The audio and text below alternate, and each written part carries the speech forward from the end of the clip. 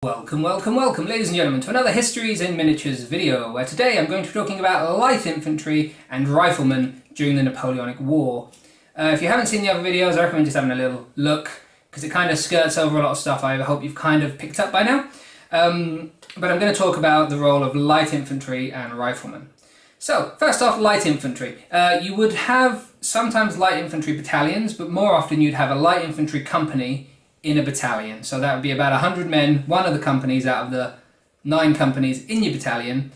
These men would be your light infantry. Now their role was skirmish, disruption, and to kind of mask the advance of your own battalion's movement. So if you imagine you're an enemy commander, well, you're not an enemy commander, you're a commander, you're looking at the enemy over in the distance and you're kind of seeing potential troop movement, but in front of that troop movement you're going to have a skirmish screen of light infantry. So they're going to be men marching out, pushing out, running off individually or in pairs ahead of the main formation and just taking shots, taking pot shots, taking sniper shots, trying to hit opposing officers and just disrupt the formations as they're getting into line.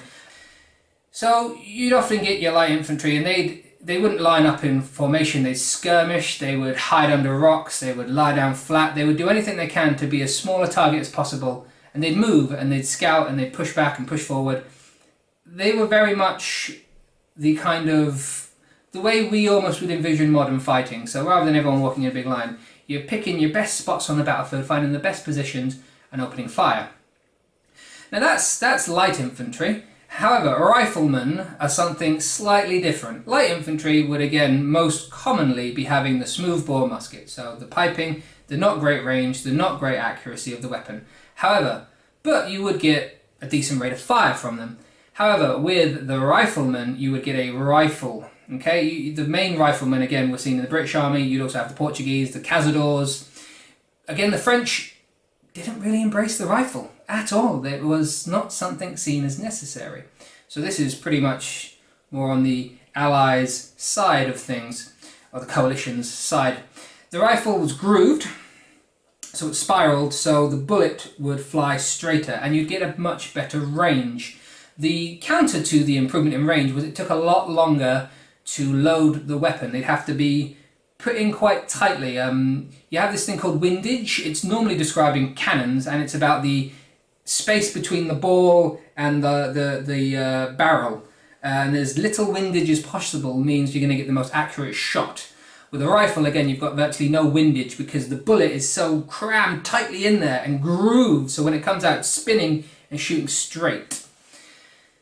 These people had better range. These riflemen were trained very, very well, and they were kind of seen as one of the elites. There's a lot of accounts and stories written, actually. So this is a little account in Rifleman Harris's book that I really like. It's about after a particular battle, he's kind of looting some bodies and he encounters another light infantryman. Well, I mean, he's a rifleman, but he encounters a light infantryman on the other side. It was evident that some plundering scoundrel had taken a shot at me, and the fact of his doing so proclaimed him as one of the enemy. Hardly had I effected the exchange, put on the dead officer's shoes, and resumed my rifle, when another shot took place, and a second ball whizzed past me. This time I was ready, and turned quickly. I saw my man. He was just about to squat down behind a small mound, about 20 paces from me. I took a haphazard shot and instantly knocked him over. I immediately ran up to him, he had fallen on his face, and I heaved him over onto his back, bestoked his body and drew my sword bayonet. There was, however, no occasion for the precaution, as he was even then in the agonies of death.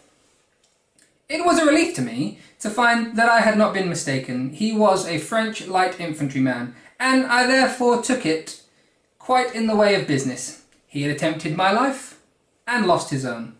It was the fortune of war, so I stooped down with my sword, and I cut the green string which sustained his kabash, and took a heavy pull to quench my thirst. I'll leave it there, but you get the idea. These guys skirmished, these guys were independent, these guys were out of formation, and these guys were considered the elite.